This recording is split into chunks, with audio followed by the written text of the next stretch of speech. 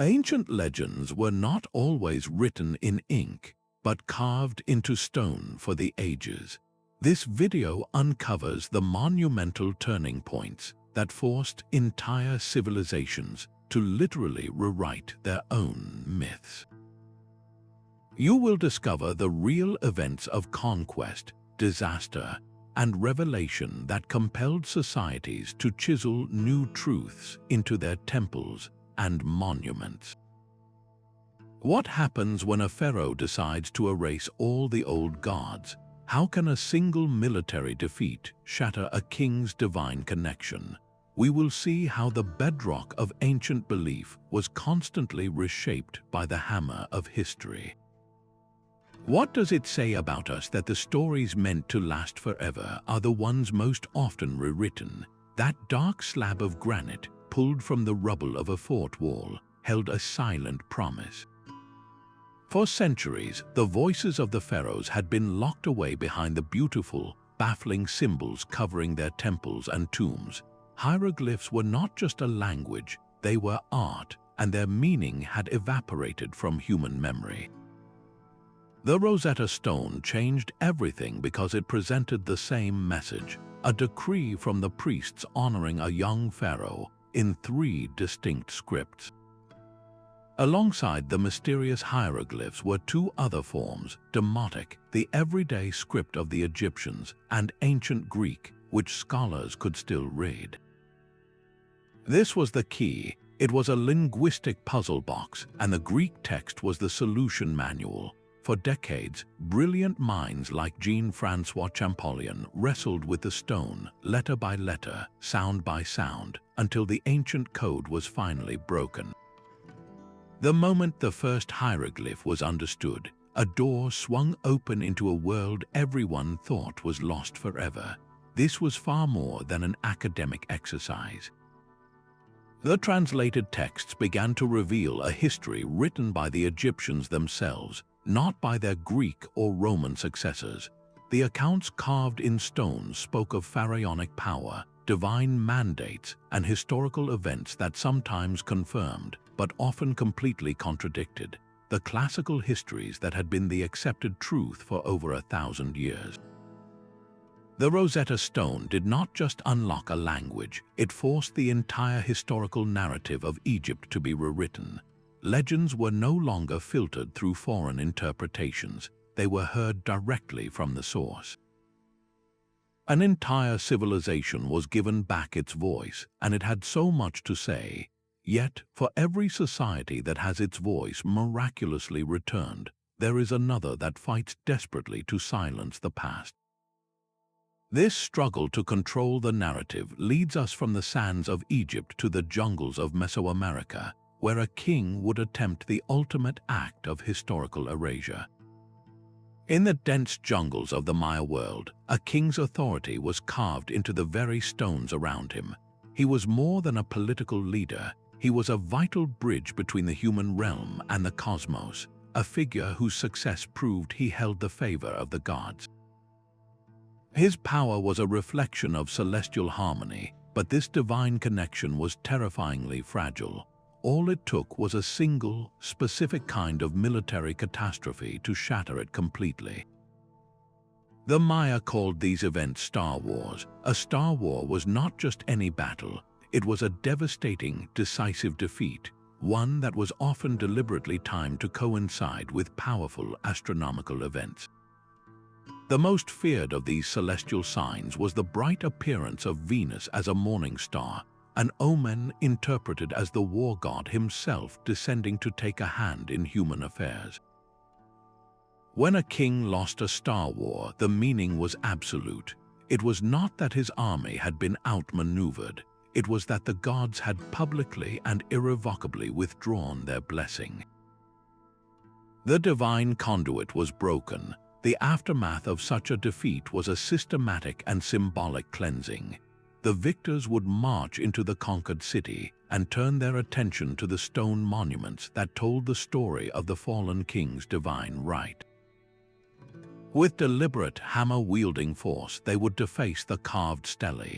the stone visage of the king, his nose, his mouth, his royal regalia, would be meticulously chipped away, rendering him anonymous and powerless in the spirit world.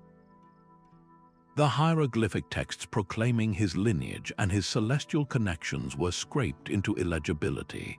This was more than mere vandalism. It was a profound act of historical erasure. The victors were literally dismantling one legend, stone by stone, to make room for their own. They would then erect new monuments, their own faces staring sternly from the rock, their own histories carved into the stone, claiming the celestial mandate for themselves. In this way, political and military upheaval did not just change a government. It directly sculpted a new religious narrative, written over the old one as if it had never existed. This deep need to control the story, to use stone as a tool of propaganda, finds a powerful and radical echo far across the world, where a single pharaoh would attempt to rewrite the divine order of an entire civilization from the ground up. A city rose from the desert sands where nothing had been before, a stark, linear capital built in a furious rush of royal will. This was Amarna, the physical manifestation of Pharaoh Akhenaten's radical and terrifying new vision. He did not merely introduce a new god, he declared war on the old ones. With a single, sweeping decree, he elevated the sun disk, the Aten, to the position of sole deity, plunging Egypt's vast and ancient pantheon into official oblivion. The old gods, with Amun-Ra at their head, were not just demoted, they were systematically erased. Across the kingdom, teams of workers followed the pharaoh's command, their chisels clinking against stone as they meticulously scraped the names and images of these deities from temple walls. This was a turning point literally carved out of existence, a spiritual revolution enacted not with pen and paper, but with hammer and stone. The new art that flourished under his rule was as strange as his theology. Gone were the idealized, powerful forms of previous pharaohs. In their place, Akhenaten and his family were depicted with elongated faces, slender limbs, and distended bellies, their forms almost otherworldly. In countless carvings, they are shown not in traditional poses of conquest, but in intimate domestic scenes, bathed in the life-giving rays of the Aten, each ray ending in a tiny hand. This was a complete overhaul of the Egyptian worldview, communicated through a mandated artistic style. Akhenaten used architecture and inscription not to build upon the existing legends of Egypt, but to actively dismantle them, attempting to forge a new spiritual identity for an entire civilization within a single generation. His power was absolute, but it was a power that proved terrifyingly brittle, built on sand instead of stone. The entire religious and political establishment, whose power and wealth were tied to the old gods, watched and waited. What happens when the hammer falls and the hand holding it is gone? The answer was a dramatic and total reversal, a lesson in the resilience of legend and the fleeting nature of forced change. The silence that fell after Akhenaten's death was as profound as his revolution had been loud. A kingdom teetered on the brink of spiritual collapse, its temples abandoned and its people adrift. Onto this fractured stage stepped a boy, the young pharaoh Tutankhamun, bearing the impossible burden of putting an entire civilization back together. His mission was not to build something new, but to meticulously resurrect what had been torn down. His tool for this great restoration was a massive stone slab, the restoration stele, and its words were a direct repudiation of the recent past. It spoke of a time when the land was in illness, when the gods had turned their backs because their temples had fallen into ruin. Tutankhamun's decree was clear: to refurbish the crumbling sanctuaries, to recarve the sacred statues that had been defaced, and to breathe life back into the festivals of the old gods. This was a national project of spiritual healing, and it was carved in stone for all to see. but the restoration of the old order required the erasure of the new. In a breathtaking act of official censorship, the names of Akhenaten and his direct successor were systematically hunted down and chiseled out of the king lists on monuments across Egypt. Their cartouches, the oval rings that held a pharaoh's name, were hollowed out, leaving behind blank scars in the stone. To the Egyptians, a name was an essential component of a person's soul, and its destruction was a kind of second death. By scraping these rulers from the record, the state was not just condemning their rule, it was attempting to annihilate their very memory, rewriting history to portray the Amarna period as a brief, dark aberration in an otherwise unbroken line of divine tradition. This was the ultimate irony, using the same method of stone-carved revision that Akhenaten himself had employed, but now in the service of the very gods he had tried to destroy. It proves that the rewriting of legend is not always an act of rebellion. It can be a powerful tool for reinstating a traditional narrative, for closing a book that a radical tried to force open. This delicate dance between revolutionary change and the powerful pull of tradition is a story that echoes far beyond the Nile, finding a startling parallel in the heart of the Roman Empire, where a new faith would challenge the old stones of 1,000 years. The Roman Senate held a chilling power, the ability to reach back through time and unmake a man. This was the Damnatio Memoriae, the condemnation of memory, a sentence far worse than death for an emperor. When a ruler like the cruel Domitian or the rivalrous Geta was overthrown and declared a public enemy, the state launched a systematic campaign of erasure. Across the empire, artisans were sent to public monuments with chisels in hand. They meticulously scraped the disgraced emperor's name from stone inscriptions. His grand statues were often recarved, the marble that once held his likeness painstakingly reshaped into the face of his successor or a more favored predecessor. His portraits in homes and public spaces were sought out and smashed. This was not an outburst of mob violence, it was a cold, bureaucratic, and legally sanctioned process of historical assassination. By physically removing the tyrant from the urban landscape, the Senate was performing a profound act of political magic. They were rewriting the official legend of Rome, editing out the villain to preserve the narrative of a stable and virtuous state. It was a stark declaration that a ruler's legacy was not a divine right, but a privilege granted by the state, a privilege that could be brutally revoked, leaving only a blank space in the stone where a name used to be. In this way, the very materials built for eternal remembrance became the tools of deliberate oblivion. This Roman obsession with controlling the past through stone finds a fascinating and unexpected parallel far to the north, where a different kind of conversion was about to reshape an entire culture's identity, not by erasing a man, but by replacing his gods. There in the quiet Danish town of Jelling, two runestones stand as silent, stubborn witnesses to a king's ambition. The larger of the two, raised by King Harald Bluetooth, carries a message that is breathtaking in its scope. In runes carved deep into the granite, he declares that he won all of Denmark and Norway and made the Danes Christian. Think about the weight of that phrase, made the Danes Christian. This is not a chronicle of a gradual conversion or a personal spiritual awakening. It is a single, stark announcement of a national identity forcibly rewritten. This stone is the official birth certificate of Christian Denmark, and the old pagan legends were the parent it no longer acknowledged. What is truly fascinating is how the stone itself embodies this violent merger of worlds. One side showcases the classic Norse art of the great beast, a serpentine creature intertwined with itself, a symbol of the old cosmic order. The other side presents something entirely new, one of the earliest Scandinavian depictions of Christ. He is shown not on the cross but triumphant, entangled in what appear to be vines. Yet this image is clearly intended to overwrite the pagan symbolism next to it.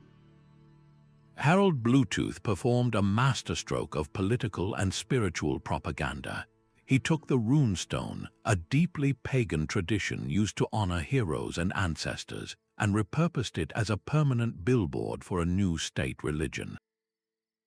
He used the very medium of the old legends to announce their obsolescence, chiseling the death of one era and the birth of another into a single, unyielding block of stone. This was not a request for conversion, it was a command set in rock, a turning point made permanent. But such a monumental shift in a people's soul could not be sustained by proclamation alone.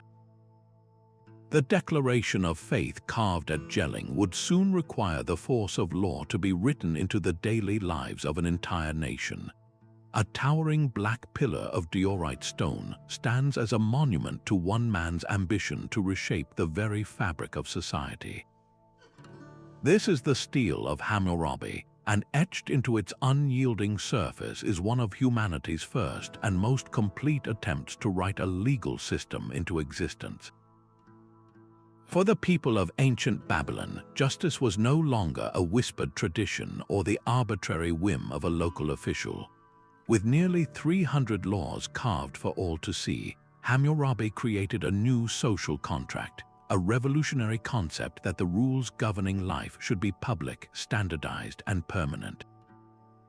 The famous principle of an eye for an eye was not merely about retribution, it was a declaration of proportionality, a radical idea that the punishment should fit the crime for both the elite and the commoner.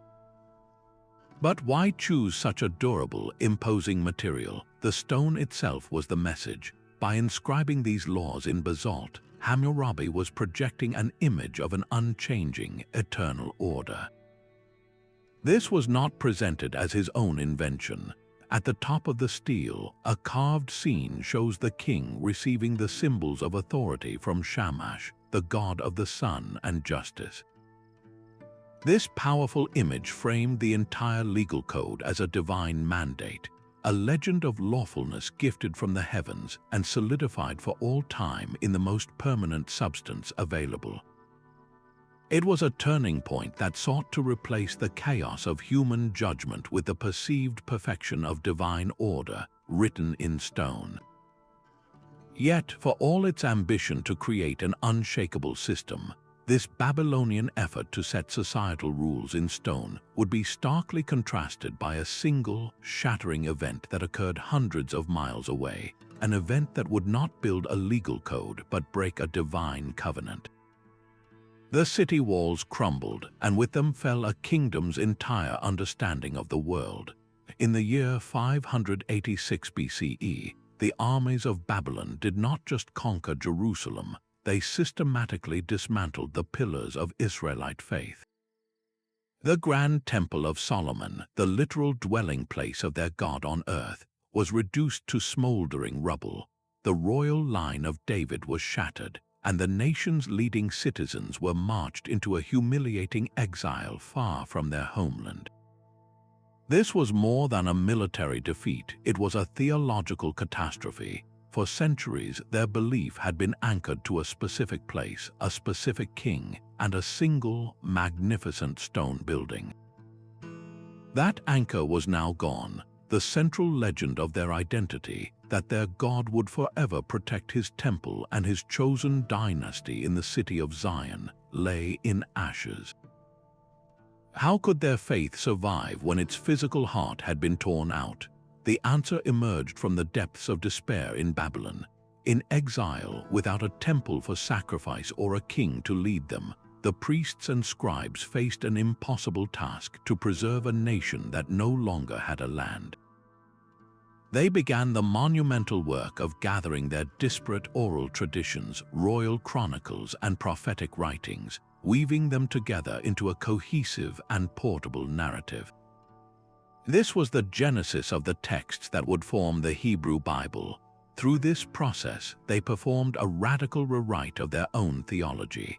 The God of Israel was reimagined, transformed from a deity whose power was centered on one hilltop in Jerusalem into a universal, transcendent God whose presence could be felt by a river in Babylon just as powerfully as in the Holy of Holies.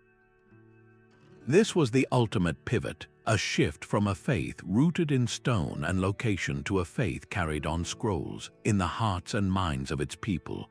The destruction of a physical temple forced the creation of a spiritual one, built not from limestone and cedar, but from law, story, and a new, more resilient covenant.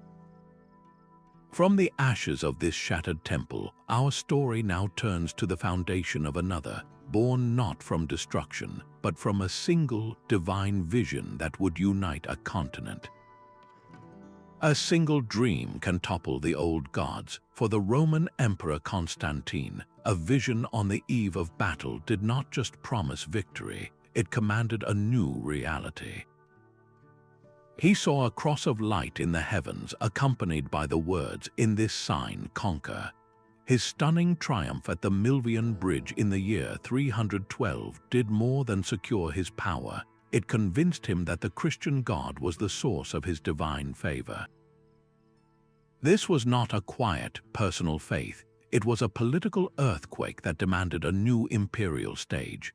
The old Rome was a labyrinth of pagan temples and senatorial intrigue, its stones steeped in the legends of Jupiter and Mars. Constantine needed a clean slate, a capital built from the ground up to reflect this new Christian covenant. So he chose the ancient Greek city of Byzantium and began the greatest construction project of the age, renaming it Constantinople. This was not merely a new city, it was a new Rome for a new era, its very layout a declaration of faith. Grand processional routes were designed to lead the eye and the soul toward magnificent new churches, not temples to the old pantheon. The original Hagia Sophia, the Church of Holy Wisdom, rose as its spiritual centerpiece. In its art and its public inscriptions, the legend of imperial power was systematically rewritten. The emperor was no longer the Pontifex Maximus of the old gods, but God's chosen servant on earth. Constantine was literally building the narrative of a Christian empire into the urban fabric, using stone and mortar to chisel out a permanent place for a once persecuted faith at the very heart of power. This top-down reformation, however, shows how quickly a new legend can be imposed when the state wills it. But what happens when the force for change is not an emperor's vision, but the raw, uncontrollable power of the earth itself? The ground did not just shake, it tore itself apart. Around the year 1600 BCE, the Mediterranean world experienced a cataclysm of almost unimaginable scale.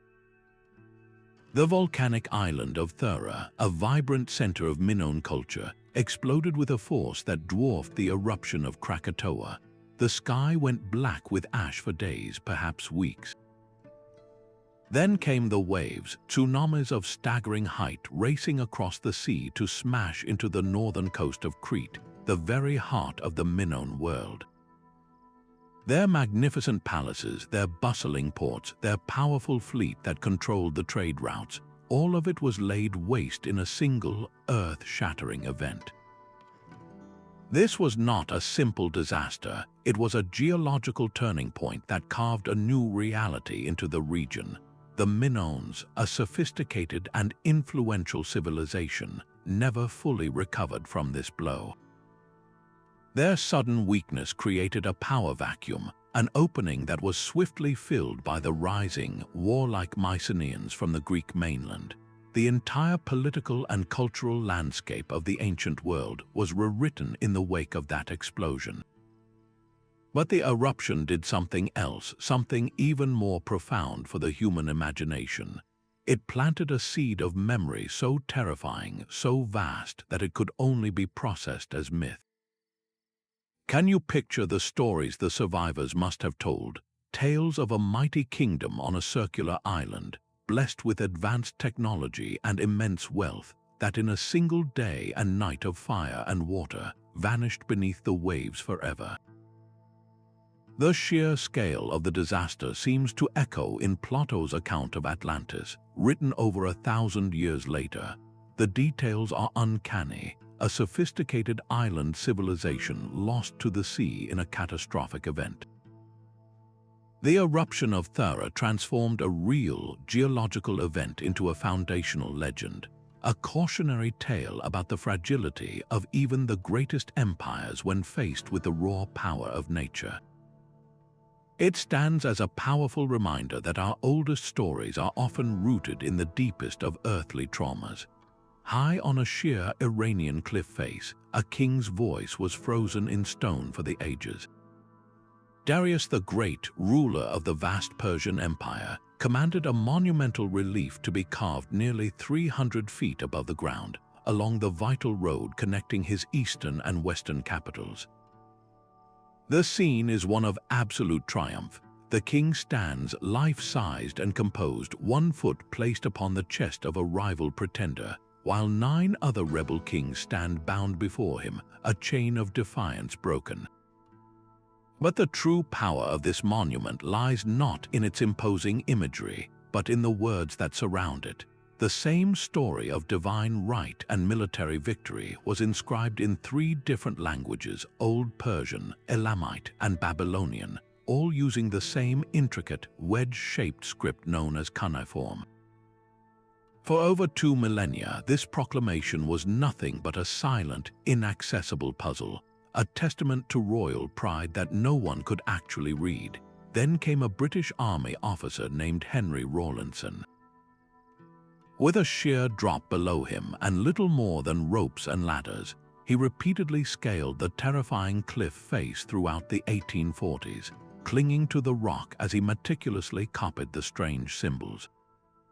It was a task that risked his life with every single climb. His work and that of other scholars provided the key. They first deciphered the simpler Old Persian script, then used that knowledge to crack the more complex Elamite and Babylonian versions. It was a linguistic breakthrough on a colossal scale. The Behistun Inscription became the Rosetta Stone of the ancient Near East, providing the first reliable grammar and vocabulary for understanding cuneiform. Suddenly, the vast clay tablet libraries of Mesopotamia, filled with everything from epic poetry to royal chronicles and shopping lists, began to whisper, then to speak, and finally to shout their stories. The decoding of one king's political propaganda did not just validate his reign, it tore down a wall of silence. It gave us back the legends of Gilgamesh, the law code of Hammurabi, and the detailed annals of the Assyrian kings. Entire civilizations from Sumer to Akkad were resurrected in the modern mind, their histories and beliefs no longer confined to cryptic symbols but alive with human drama and divine quests.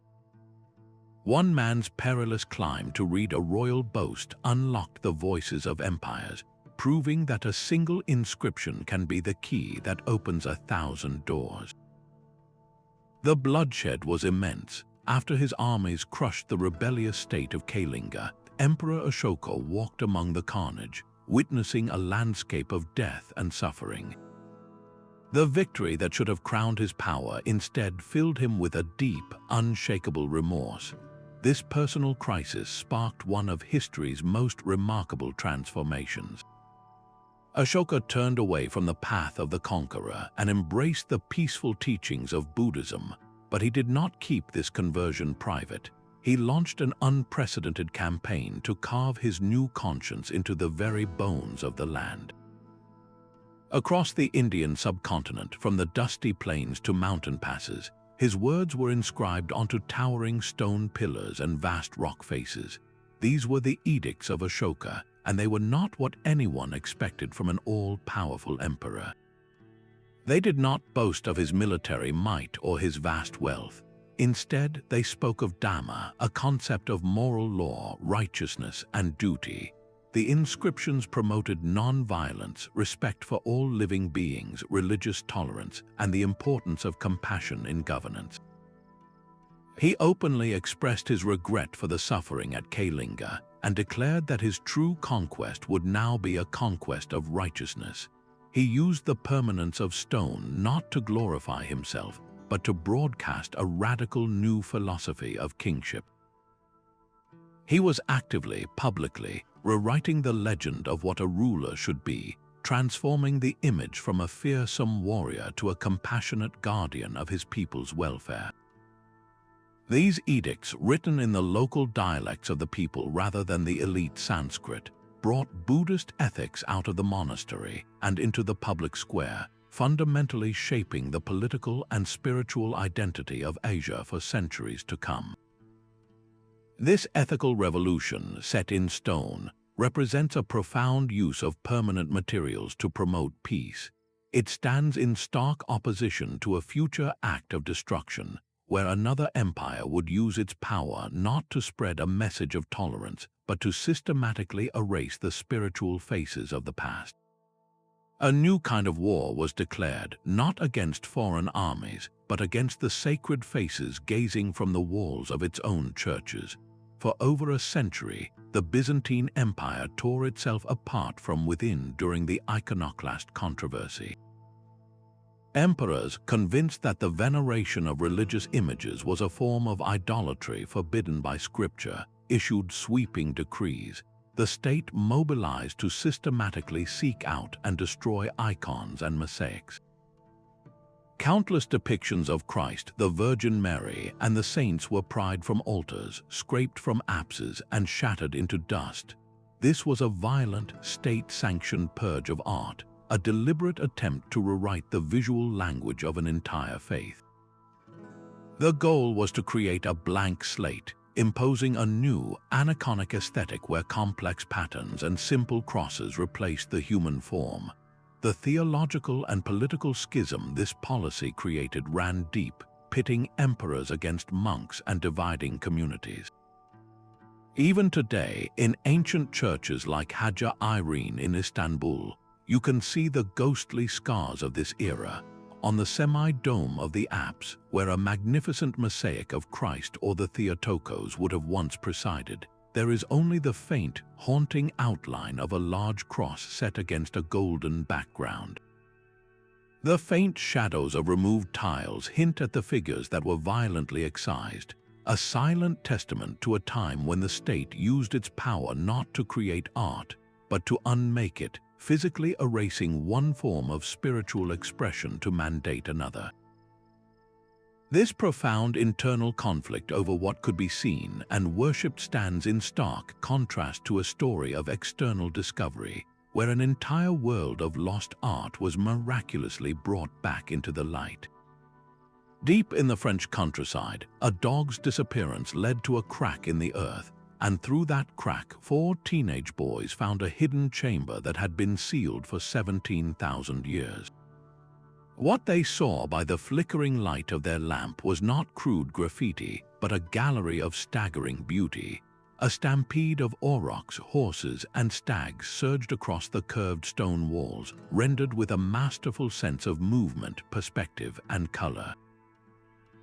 These were the Lascaux cave paintings, and their discovery in 1940 did more than add a new artifact to the Museum of Prehistory. It violently rewrote the story of early humanity. The popular legend of the grunting, primitive caveman, a simple brute concerned only with survival, shattered against those walls. Here was undeniable proof of symbolic thought, of a complex inner world and a profound connection to the natural realm. These artists were not just recording what they saw, they were capturing the very spirit of the animals they depended on, perhaps in a ritual act meant to summon their power or ensure a successful hunt. The sophistication of the work, with its use of the cave's natural contours to give the beasts a 3-dimensional life, pushed the timeline of human creativity and cognitive development back by millennia. It was a turning point written in ochre and charcoal, forcing science to completely reassess the origins of art and the depth of the human soul. This ancient gallery, hidden for so long, reminds us that our need to tell our story, to leave a mark, is as old as humanity itself. That same powerful impulse to encode a world view into a sacred space can be found far across the ocean, where an entire city's history was not painted on a cave wall, but carved into a single colossal stone. Buried for centuries beneath the streets of Mexico City, the colossal stone disk was never meant to mark the days of a year. Weighing over 20 tons, the Aztec Sun Stone is a terrifying prophecy carved in basalt. At its center glowers the face of the current sun, Tenochtitlan, his tongue a ritual flint knife demanding the sustenance of human hearts. Surrounding him are the 4 previous eras or suns, each one a story of divine failure and annihilation.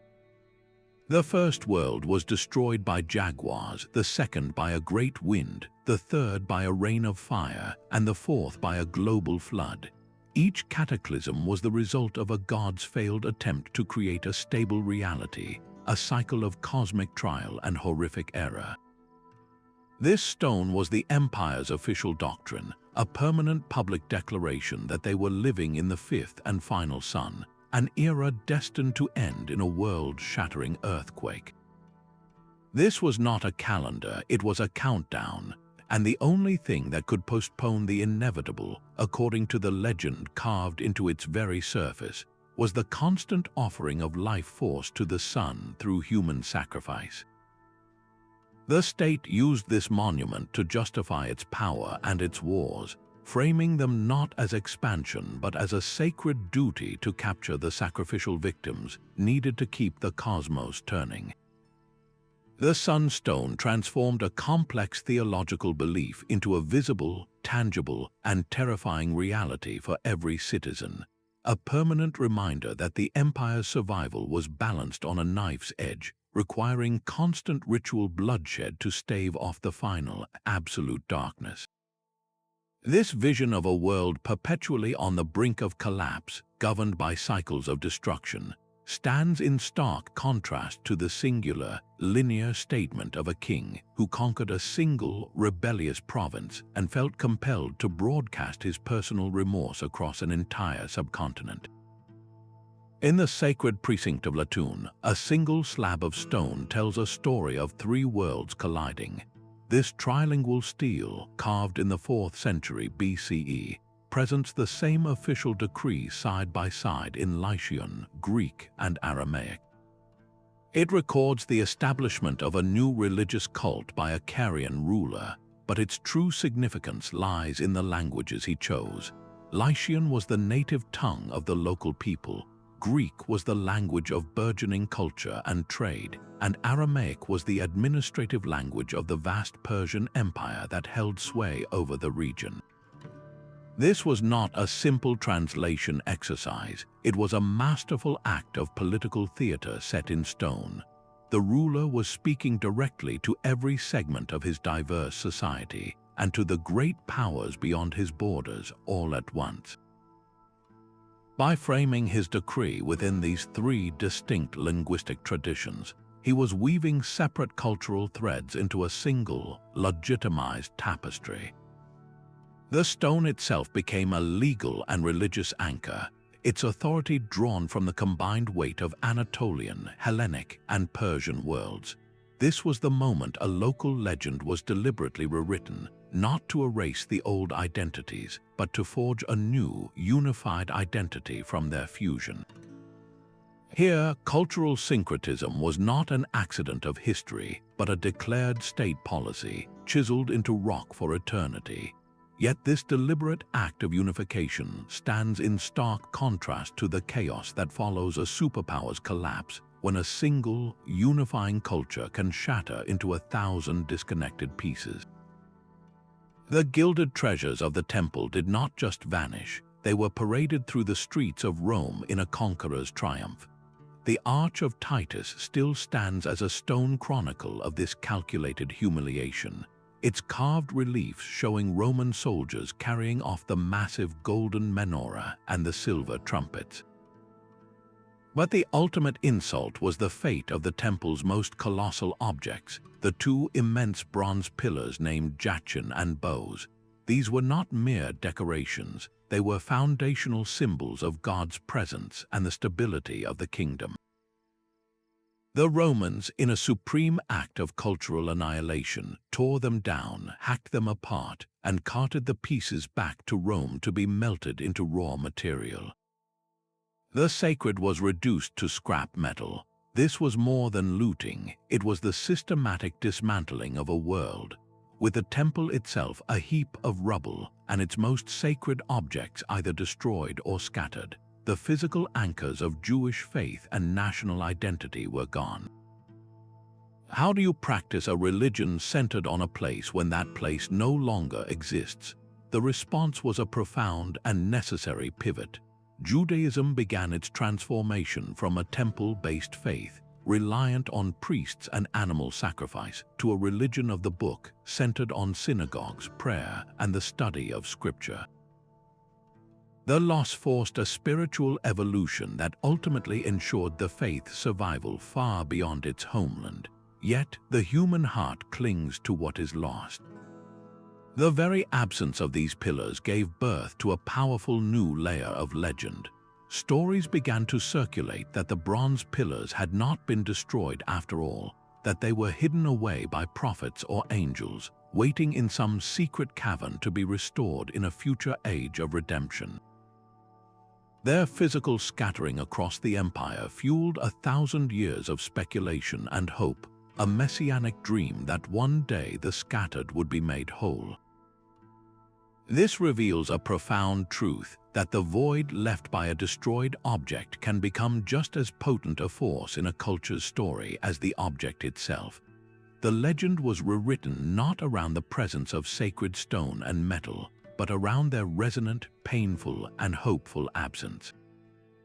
This act of imposing a new reality through the destruction of sacred objects finds a stark parallel in a very different kind of imposition, where a foreign power would not smash a faith's pillars, but would instead place a new and alien sacred text directly onto its most holy site.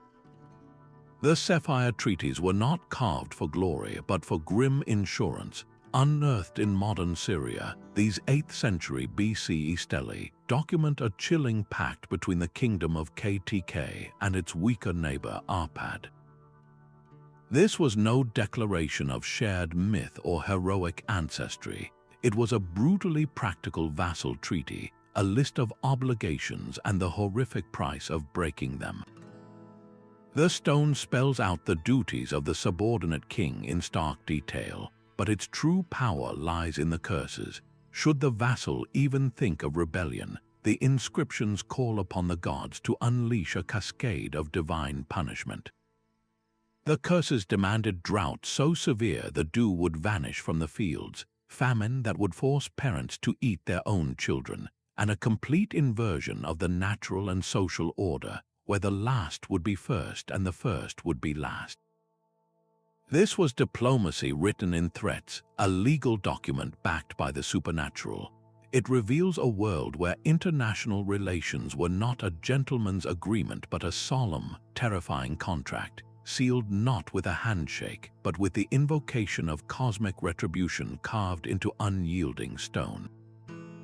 The Sapphire Stele force us to rewrite our modern, sanitized view of ancient politics, showing it as a brutal game of survival where stone was the chosen medium for these deadly serious vows. This stark vision of power carved in curses stands in dramatic opposition to a later discovery that revealed not a pact of domination, but a city of unimaginable splendor lost to the world for centuries. The dust of Tel Marduk had barely settled when the true magnitude of the find began to dawn on the archaeologists. There, within the crumbling walls of a royal palace, they found not a handful of tablets, but an entire state archive, a library of over 20,000 clay documents. Ebla had been a name lost to time, a whisper in a few scattered texts from other empires. Now it roared back into existence. These cuneiform tablets, baked hard by the fires that had ultimately destroyed the city, revealed a sprawling empire of the 3rd millennium BCE, a major power with a sophisticated bureaucracy that managed everything from textile production to international diplomacy. This was a kingdom that had rivaled Egypt and Mesopotamia in its influence, a fact that historians had never suspected. The political map of the ancient Near East was instantly and irrevocably redrawn. But the tablets did more than just announce a forgotten empire. They forced a complete reassessment of the region's early cultural landscape. They contained treaties, legal codes that predated Hammurabi, and literary texts. Most stunningly, they mentioned cities like Sodom and Gomorrah, names previously known only from much later biblical accounts, placing them firmly in a historical context. The legend of the ancient world had to be rewritten to include this powerful, literate Syrian kingdom, a civilization that had been waiting in the soil for 4,000 years to tell its story. This revelation of a king's entire world, preserved in his own archives, stands in stark contrast to the ambition of a single ruler who sought to secure his legacy not through a hidden library, but through the most public inscriptions imaginable. Augustus left behind a story written in his own hand, but it was carved in stone, not on fragile parchment. This was the Res Gesti Divi Augusti, the deeds of the divine Augustus, a political autobiography so effective its echo still shapes our view of Rome's first emperor.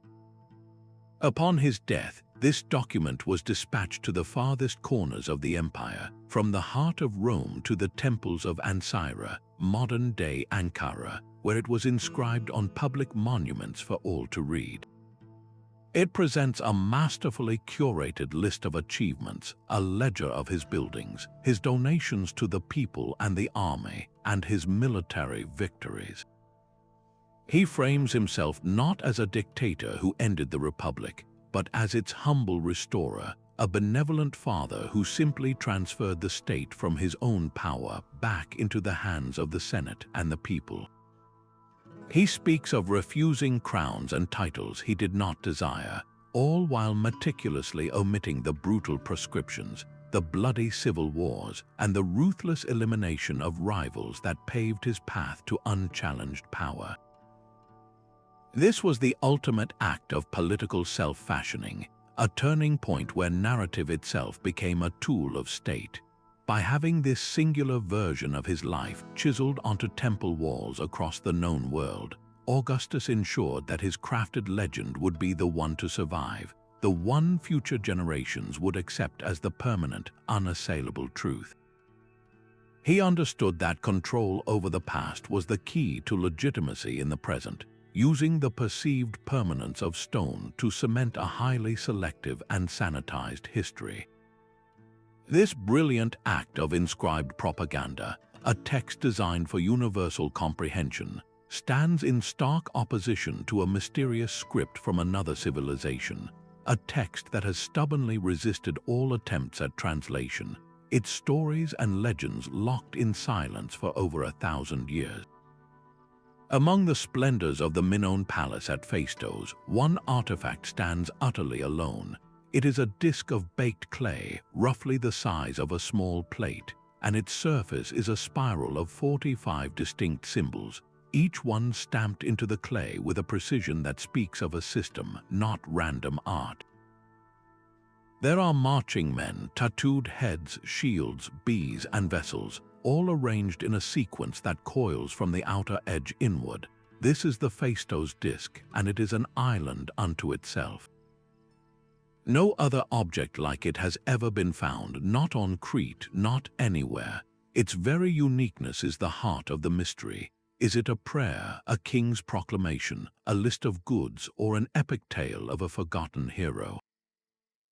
We have no way of knowing. The disk presents a complete legend, a narrative that was clearly vital enough to someone to be set in permanent, fired clay, and yet its meaning is hermetically sealed from us. This single object is a profound turning point in how we view the ancient world, not for what it reveals, but for what it withholds. It forces us to confront a staggering possibility. that an entire dimension of Minoan thought, a complex system of writing or symbolic communication, could have flourished and then vanished without a single other trace. It rewrites our perception of the past by presenting a magnificent, unreadable chapter, a permanent testament to the limits of our knowledge. The silent, stubborn enigma of the Phaistos disk, a story we can see but cannot hear, stands in stark opposition to the deafening, unequivocal message written in the ashes of a conquered city, where the only thing left to decipher is the scale of the loss. The stones of Tenochtitlan did not vanish, they were forced into a new service. When Hernan Cortés and his allies finally breached the city's defenses in 1521, they did not just defeat an army, they confronted an entire cosmology made physical. The magnificent Templo Maya, the sacred twin pyramid complex at the heart of the Aztec universe, was the ultimate symbol of that world.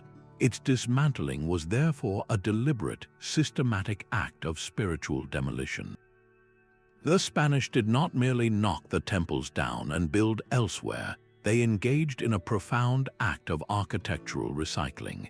The very stones that had formed the platforms for human sacrifice to Huitzilopochtli and Tlaloc were painstakingly quarried, their carved surfaces often hidden from view and relayed as the deep foundations for the New Mexico City Cathedral. This was more than a practical decision to save on building materials. It was a calculated symbolic victory. The new Christian city was literally rising from the rubble of the old pagan one, its most sacred structure anchored by the bones of the enemy's gods. You can walk through the historic center of Mexico City today and stand on a pavement that is a perfect archaeological metaphor, a layered text where the legend of the Aztec state lies physically buried beneath the legend of the Spanish cross. This created a permanent palimpsest of conquest, a visible rewriting of history where the past was not erased but subsumed, its power harnessed to support a new and alien narrative. The Spanish understood that to conquer a people's future, you must first conquer the stones of their past. This tactic of repurposing sacred stone to cement a new political and religious reality finds a strange and ancient echo in the story of a single Egyptian obelisk, a monument that would be uprooted from its homeland and made to serve a foreign emperor's glory. That obelisk began its life bathed in the intense Egyptian sun, a single, perfect shaft of red granite quarried at Aswan. It was a finger pointing to the heavens, a physical manifestation of a sunbeam, commissioned by the great warrior pharaoh Thutmose III for the temple of Amun-Ra at Karnak. For nearly 2,000 years it stood in Thebes, a sacred stone absorbing the prayers of an entire civilization. Then the world shifted. In the 4th century, the Roman Emperor Constantius II ordered the colossal monolith to be uprooted. The engineering feat was staggering, involving a specially built barge to sail it down the Nile, across the Mediterranean, and up the Tiber River to Rome. There it was placed in the Circus Maximus, not as an object of veneration, but as a trophy. Its new purpose was to adorn the spine of the racetrack, a silent but immense declaration of Rome's dominion over Egypt and its ancient gods. The stone that once channeled the power of Amun-Ra now watched over chariot races, its meaning completely rewritten by imperial ambition, but the journey was not over. More than 1,000 years later, the obelisk lay buried and forgotten, broken into 3 pieces in the mud of the circus. Pope Sixtus V, a man obsessed with remaking Rome as the triumphant capital of global Christianity, ordered its excavation and restoration. He had it moved to the square in front of the papal archbasilica of St. John Lateran, the Cathedral of Rome, and in a final, definitive act of recontextualization, he ordered a bronze cross to be placed on its pinnacle. The solar symbol of a pharaoh, the trophy of an emperor, was now capped with the ultimate symbol of a new faith. It no longer pointed to the sun god, but to the Christian heaven. Its hieroglyphs, which still proclaimed the glory of Thutmose, were now framed by a cityscape of churches, their messages of pagan power overshadowed by the cross above. This single stone block, dragged across continents and millennia, demonstrates a profound truth. A monument's power lies not just in its form, but in its location and its crown. By physically relocating it and adding a new symbol, both the Roman emperors and the Renaissance popes performed the same act. They harnessed the authority of an ancient, revered object to legitimize their own, entirely different legends of power. The stone remained, but its soul was chiseled anew with every move. That single surviving slab of black basalt tells a story of profound absence. The Palermo stone is a ghost of a record, a broken piece of what was once a massive stele chronicling the reigns of Egypt's earliest pharaohs. Its surface is a grid, a stark administrative ledger carved in stone. For each year of a king's rule, a scribe meticulously recorded the essential facts: the height of the annual Nile flood, the names of the year's presiding officials, and the pivotal events: a new temple founded, a specific tax levied, a statue commissioned. This was history stripped of epic poetry and divine intervention, reduced to its bureaucratic bones. Here, the legendary deeds of god-kings are translated into the mundane language of resource management and ritual obligation. The stone moves the narrative away from the mythic realm of a ruler who could smite thousands with a single glance, and toward the tangible reality of a state apparatus counting its cattle and measuring its grain. This fragmented chronicle provides a crucial turning point, a contemporary check against the grandiose king lists compiled 1,000 years later. Those later lists, like the one at Abydos, present a smooth, unbroken lineage of divine successors. Palermo stone, by contrast, offers a raw, year-by-year account that sometimes confirms this official story, but at other times hints at gaps, overlaps, or reigns the later chroniclers chose to forget. It is the difference between a state-sponsored biography and a stack of royal tax returns. This administrative reality, carved in stone, forces us to rewrite our understanding of Egypt's foundation, revealing a civilization built as much on careful accounting and seasonal cycles as on cosmic battles. Yet for all its factual power, this fragmented list yearns for a whole story, a complete picture of a king's life that transcends mere ledgers. This human desire for a unified narrative finds its ultimate expression in a single, magnificent object, a stone that sought to tell one man's entire legend from birth to eternal glory. The black basalt slab known as the Moabite stone speaks with the defiant voice of a king who refused to be forgotten. Erected by King Mesha of Moab in the 9th century BCE, this stele celebrates a stunning military victory over the powerful kingdom of Israel. In a detailed inscription, Mesha boasts of his rebellion, naming the Israelite king Omri and his son, who oppressed Moab for years. He recounts how he fought and won town by town, and he credits his success not to luck or strategy, but to the direct intervention of his national god, Chemosh. The stone was his permanent press release, a declaration of independence carved for the ages. For biblical archaeology, the discovery of this stone was a seismic event. Here was the first major historical reference found outside the Bible that directly corroborated the existence of specific Israelite kings and their campaigns. The names Omri and Ahab, once known only from scripture, were now confirmed as figures of genuine political and military significance in the region. But the stone did more than just verify, it contested. It presented a rival version of the very same history, where the biblical Book of Kings describes this conflict from the Israelite perspective. The Moabite stone tells the story from the other side of the battlefield. King Mesha frames his victory as a righteous act, a divine mandate from Chemosh to liberate his people. This single monument rewrote the historical narrative by revealing that the biblical account was not composed in a secluded vacuum. It was one voice in a roaring chorus of competing kingdoms, each with their own gods, each using the permanence of stone to proclaim their own legitimacy and their own truth.